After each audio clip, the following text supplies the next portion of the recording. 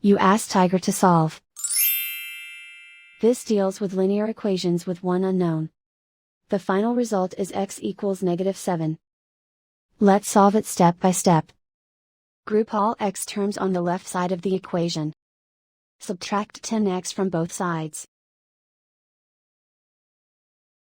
Group like terms. Simplify the arithmetic.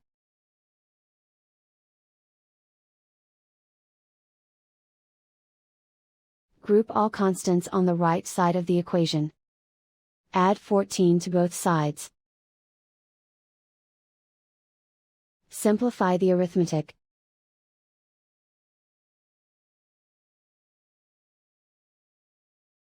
Isolate the x. Divide both sides by -2. Cancel out the negatives. Simplify the fraction.